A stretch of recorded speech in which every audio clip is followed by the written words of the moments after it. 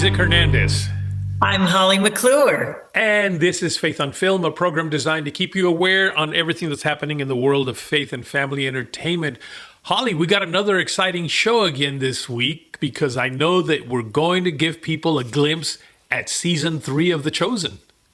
We are another exclusive look because I got a chance to go to Midlothian, Texas, and I got a chance to go on the set and interview people, the stars of the show, as well as the writers and the PR people, and we got to tour the whole set. So again, this is another side of it that you haven't seen because these are interviews I did, and I think people are going to be really excited to see what they had to say. I interviewed from The Chosen Elizabeth Tabish, who plays Mary, Giavanni Cairo, who plays Thaddeus, George Xanthis, who plays John the Beloved, and Brandon Potter, who plays Quintus. And Ryan, aside from Dallas Jenkins, who also writes it, the co-writers of the show are Ryan Swanson and Tyler Thompson. I want to get those names right. And they're going to give us a glimpse of all the episodes. So I think you'll find it very interesting and some things that maybe you haven't heard anywhere else before. I look forward to it. Well, without further ado, let's go on to behind the scenes of The Chosen Season 3.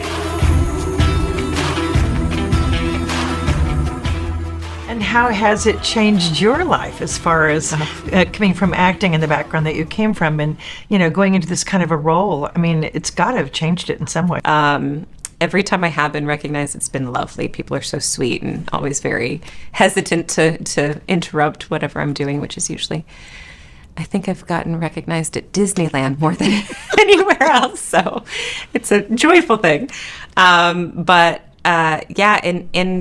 in my life, it's brought me so much joy.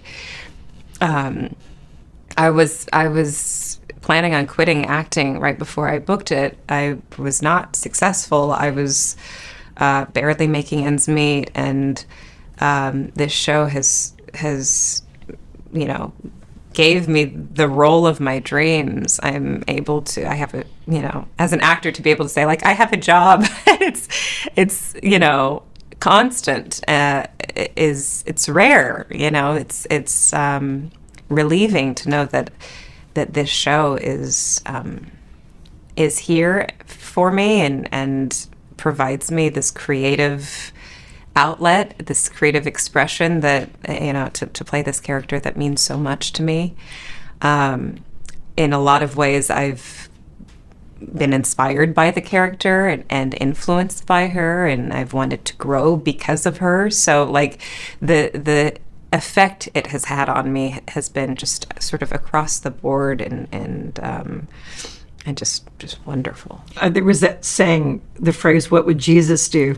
And I'm thinking, in your case, what would Mary do? Or is there ever any time when you're like, I want to do something, and you think, sure. Oh, what would Mary do? That kind of the character that you're playing. Yeah, no, I think it's, now that I've been playing her for a number of years, like it's just sort of a layer in my mind of who she is. And I think about, how my life is going to influence how I play her. And so that makes me, I think, even like more conscientious than normal of, wanting to be, aware of other people's pain, aware of being sensitive to others or reaching out in ways that I think normally I would have not, to be honest. So far, up to season 3, what is your favorite scene? Do you have a favorite? Yeah, I think my absolute favorite is returning to the tent with Jesus and apologizing, the forgiveness after she runs away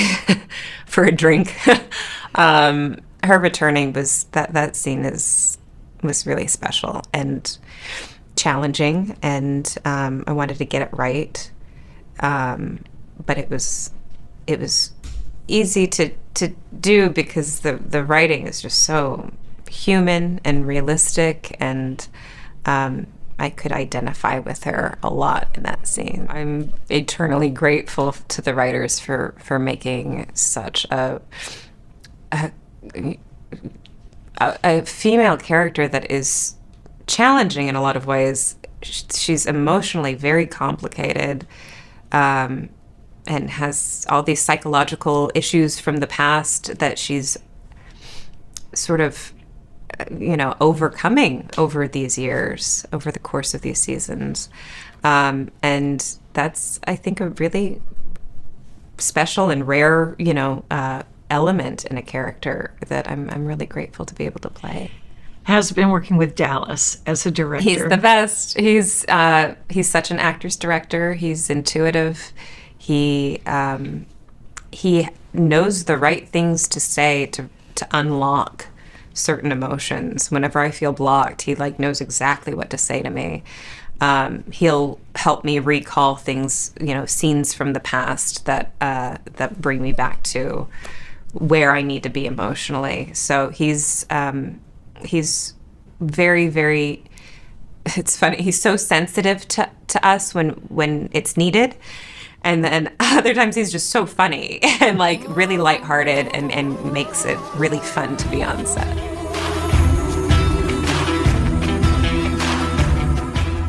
Are you enjoying that that's the way that this is being portrayed rather than the typical Bible movies that you probably grew up watching, or a lot of us did? Of course, because I think the thing is, what The Chosen does so well is they make it so relatable and so human for the viewers that are watching, which I think we all yearn for when we're watching something. We can look at each one of these disciples and we see little pieces of ourselves in them. So whether it's Thaddeus being a peacemaker, being like, oh, I can see myself in those scenarios, or I know a friend who's like that, or you're seeing Nathaniel in season 2 crying under the fig tree to God and saying, do you see me? I'm trying everything I possibly can in my life right now to make it work, and I don't feel like I'm being seen. Those little things, I think we can relate to those emotions that these characters are going through, and I think that's something that's been missing in this type of media for a long time. Right. So I think that's bridging the gap between no matter what your faith is, no matter what your stance on different circumstances is, we want something to relate to, and we really can with these characters on The Chosen. Has it been interesting for you, for your friends in the acting business family, to say you're portraying this character? Do you get any interesting comments from siblings, cousins, mothers, father, going, you're portraying who? Yeah, they'll get that, but at the same time, my friends who I would never deemed as religious or into this type of media is starting to catch on, which I think that's really interesting. I have friends from back home that they're not religious at all, but they're saying, okay, yeah, I gave it a shot, watched the first couple episodes, and I'm hooked now. Because I relate so much. And the one thing too is they're like, I never thought of Jesus like that before. I always thought him on this pedestal that you can't really touch and I can't really relate to. But when they're like, I see Jesus dancing with his disciples at a wedding, or I see him cracking jokes with his disciples, or you can see him feeling pain or doubt in certain moments, that's the Jesus I would want to communicate with. Right. That's the Jesus I feel like existed. It's someone that we can relate to, that we can have a conversation with. Mm-hmm. So I think bridging the gap between whether you're a believer or you're not a believer, whatever your faith is, we're looking for that humanistic quality. And The Chosen's able to do that so beautifully. Favorite scene that you've done from all 3 seasons so far? Season's great, but so far. Oh, man. One of your favorite ones that you just like? One of my favorites is the opening of season 2. It's the flash forward to where one of our brothers, one of our disciples, had been martyred. He has passed away, so we're at his funeral, and we're all recounting our first times we've met Jesus. And this is years past the crucifixion. And me personally, I was going through a tough time in my life to where my Uncle Tony, who was like a hero to me, he had passed away when we were filming about a month prior to filming this scene. And this scene was very emotional because we're recounting one of our brothers passing. And I was in the room with George, who plays John, and little James, played by Jordan Ross. And I remember before the scene, it was such an intimate, small room.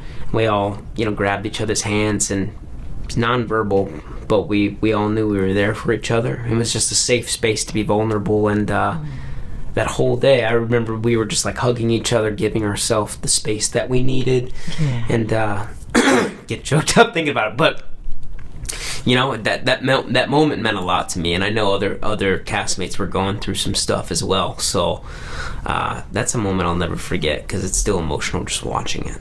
Did your uncle know that you were playing this role in this? I got to see him briefly a few months before he passed. We went down to North Carolina where him and my aunt lives, and we watched the Wedding at Cana episode, and he was proud.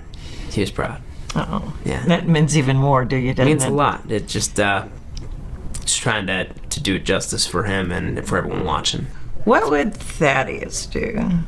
What would Thaddeus do? That's a good question. Do you ever have times in your personal life where you're like, well, what would he do? I love that question because he truly has inspired me to go deeper in my relationships because it matters so much to him to let people know that they are seen. In the show, he's letting Matthew know that. Matthew's not really great at, communicating a lot of the time. He feels like an outsider, but Thaddeus sees him.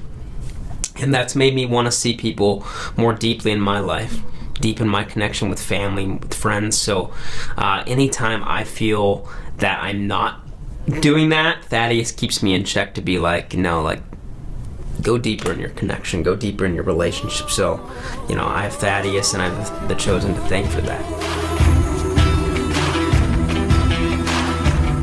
What has been your favorite scene of the season so far that you've done? One that's particularly that you've loved or touched you, and that's kind of stands out. Feeding of the 5,000 was that's more of a profound thing. I always say you're a television actor, so you have to keep in your frame for screen. But I've had experience in theatre, so when you're there in front of 5,000 people, it's unlike any theatre production you've ever been to. So you've got a live audience, but then they all cheer after every take. So it's like you're a rock star. So what a crazy amount of emotions to kind of go through, and it's so enjoyable. I personally loved it. Like I know I was with Shahar, and Shahar is very serious on screen, but even he was just like, oh my goodness, like this is so much fun. We were all just having a great time that day.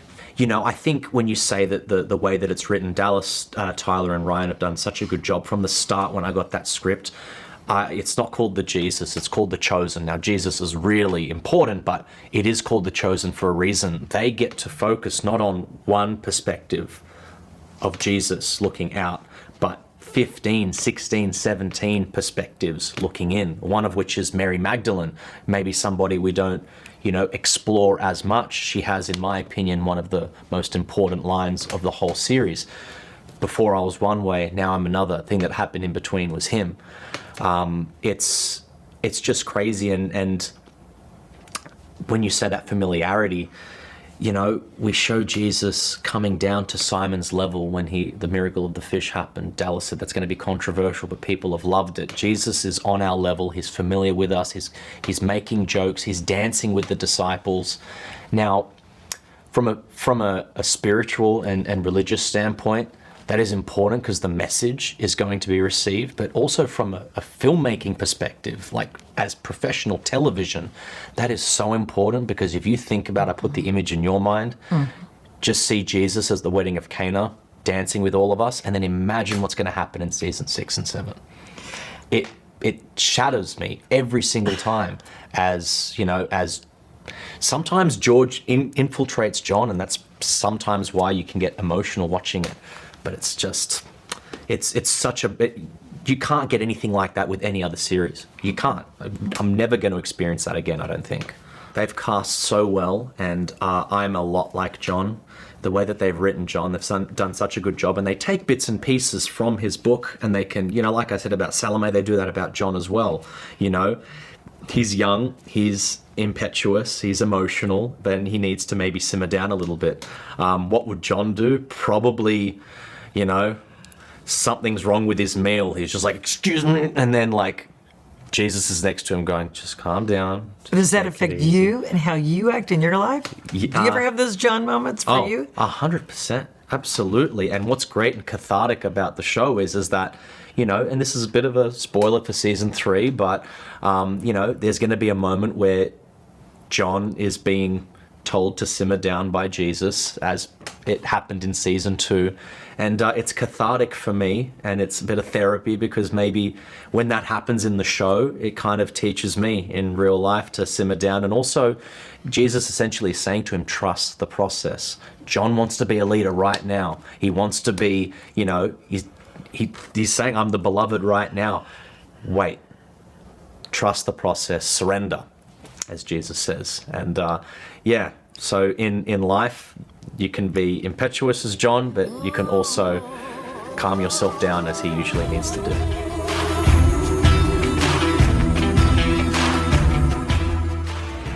Is that saying that we laugh about now? What would Jesus do? Well, in your life, what would Quintus do? Do you ever have those moments where you think, how would my character react to things in your real life? Oh boy, yes, and then I do the opposite. Yeah. That's great. If someone cuts me off on the highway, like what would Quintus do? Have them executed, right? That's not. I'm gonna do the other thing, Congratulations, because you've done something that a lot of people have wanted to do and tried to do for years and years. Made the Bible fun and made the New Testament fun and made Jesus fun. Oh, thank you. And I think that's been remarkable. I love to see from the beginning of what you've done and following all the way, how it's progressed and how people are finding it so relatable. So good job, guys. I mean, and I know it's kind of fun for you because there's some characters that have not really been explored, and then there's some that have. So I'm sure that that's hard. How are you hoping to reach the younger generation with The Chosen in the next few seasons? How are you hoping to, even as the story gets deeper and more involved, bring in that younger generation who doesn't go to church, doesn't read the Bible, and doesn't have any religion? Mm-hmm. Well, it's a great question, and it is part of our organizing principle that we want the story of Jesus to stand on its own as a story. We want it to be engaging on a human level for people who have been faithful all their lives or people who are just walking in the door today. We want the stories of their human conflicts, the obstacles that they overcome to be relatable, and we want them to be universal. So we're looking to, we want to be non-exclusive, but share the authentic Jesus in a way that's disruptive, that's fun, that's personal, and relatable. And so our first and overriding principle is to do a good TV show.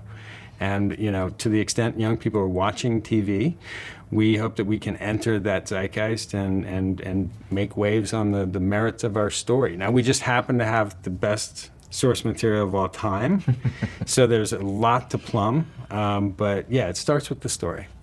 Favorite scene that each of you, your very favorite scene, if you have one, that you've written, maybe together or separate, but what was your favorite scene? Out of season 1, 2, and part of 3. I mean, we write all the scripts together. Okay. So there's nothing that my hand is on more than Tyler's or Dallas's. So I would say that the sequence, the intersection of events in episode 4, season 2, that lead Simon the Zealot to be witness to the miracle his brother Jesse has received just before he's about to commit murder in the name of his tradition, this fourth tradition of Judaism, and that sequence was not only so rewarding on the page to get these storylines to kind of come together, to track back and see where they had to start in order to really climax at exactly the same point, but it was a filming challenge. It was a challenge for our actors. We were using a new set. We went to Utah for that. And so, when a thing like that comes together, it's so rewarding, it's memorable, and you want to recreate it again. Or, you use the bones of it and make something new from that. So that's my favorite one. I love so much of The Chosen. A scene that stands out that we had a lot of fun working on, is Jesus and Nicodemus on the roof, adapted from John's Gospel. Just because it was so rewarding when it was finally done. It was a challenge to put on the page, just because it's a very dense conversation to talk about being born again, and Nicodemus is saying, I can't do that because my mother has passed, and taking it super literal and things like that. Even to take such a serious scene as Nicodemus and Jesus on the roof and infuse it with some humor, some levity, and then ultimately to end it by referencing a passage from Proverbs. There was just so much going on in that scene, and so many ideas culminating that I'll just always be excited and proud of that scene. I think the opportunity to explore these characters from a personal space, because we are obviously speaking into them and how they may have reacted to various challenges from a personal place. And so we get to place ourselves in the context of being with Jesus through all of this. So then it necessarily goes the other way too, where we then leave our work on the page and we imagine that Jesus is there too. So it is not only it's an interactive process. It's a more present thing for me every day, and it forces me back into the Word for 8 hours as a compulsory part of my job, and then as I leave it, I think that, like as we're hearing from viewers, the show makes it come alive, and it certainly has done that for us too. What is going to be your most challenging season to write? 6. Do you want to know why? I would like to, if you want to tell. I just am curious what's coming. There's this huge section of the Bible where Jesus is tortured and killed, and we know that because we've made these characters personal and three-dimensional, that it's going to be painful for everybody. So we've come up with an approach that I think will help every episode to let people know what's happening factually, truthfully, and true to the Word. But also not focus on the torturous aspects of it. Mm-hmm. And so to do that, we need to be creative and look at the breadth of the story, all of the characters involved, and check in with everybody so we know what everybody's feeling at the critical moment when that we know will be hard for viewers. And so we want to treat that very sensitively. And that's going to be hard. I think actually the 7th season will be difficult because everyone sort of knows what happens after this death, and it's like, how do you make that special? It's not a surprise, So I'm really looking forward to exploring not just that event, but like how the people who experienced it related to each other and to Jesus in the aftermath. That's what I think is going to be challenging, but ultimately rewarding.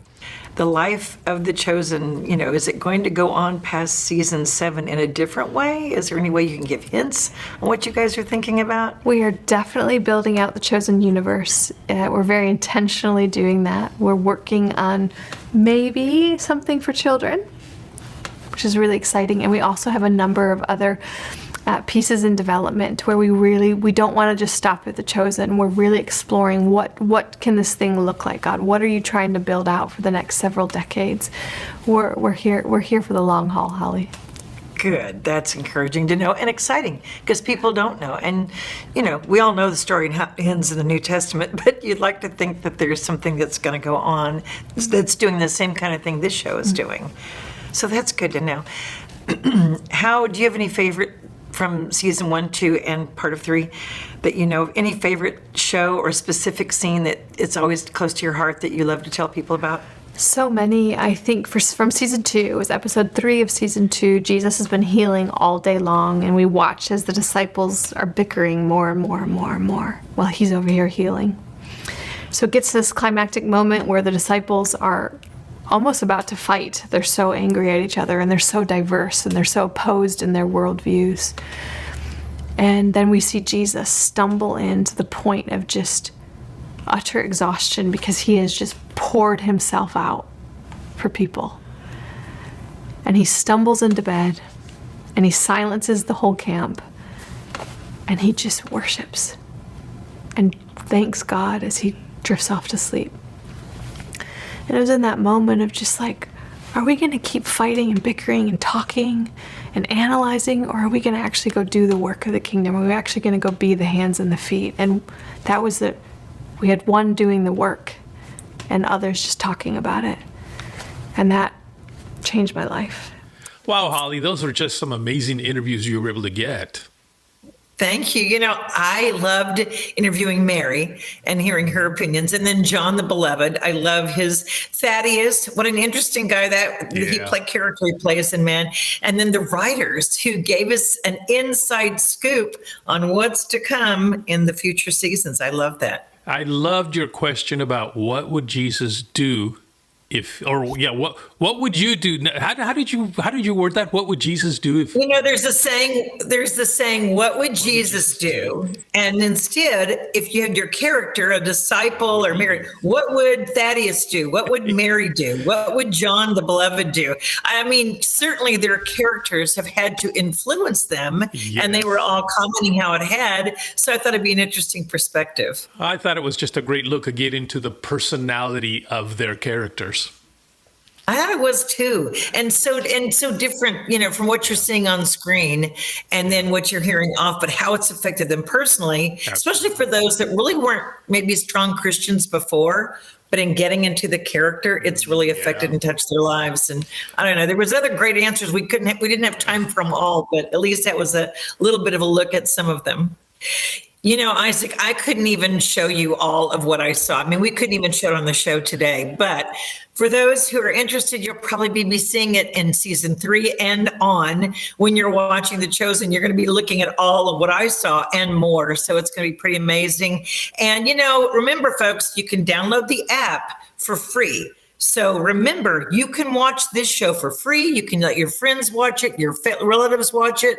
You can share it with coworkers, whatever. This is a way to do ministry and share for free. How much you could do that? Oh my goodness. There's very little out there that you can watch for free, except maybe old movies, old TV shows, but new stuff like The Chosen for free. I think that's amazing that the people over at The Chosen have decided to make this available to the world for free. I agree, Isaac. I agree. All righty. Well, also don't forget that you can not only download their app, but you can go to YouTube and get our shows also for free. Hey, there's another freebie. Another freebie. Yeah, our show. Our show's for free. Just simply go to youtube.com/@FaithUnfilmedTV. That's youtube.com/@FaithUnfilmedTV. And you can watch all our past shows. And the cool thing is that you'll get notified when there's new shows that come up, which, of course, we got a lot of new shows planned out, don't we, Holly? That's right. We sure do. We sure do. And be sure and hit that subscribe button on YouTube. Help us, folks, by doing that. If you're watching this on network, or if you're listening to it streaming, or if you're watching it on social media, whatever, we appreciate you watching and supporting us. But please, if you could go to YouTube and just hit subscribe, that really helps us. So thank you for that. And share it with your friends. Let them know all about Faith on Film TV. And of course, Holly, we want to hear from them too, don't we? We want to find out how they like the show, especially these chosen shows. So you can do so by writing us at faithonfilmtv@gmail.com. That's faithonfilmtv@gmail.com. Of course, you can always follow us on Facebook, Instagram, and Twitter at Faith on Film TV. Holly, we're done with today's show. It went so quickly, and there was so much more to tell, but oh well. I know. It was fun though, Isaac, wasn't it? It was. Well, Holly and folks, we'll see you next week.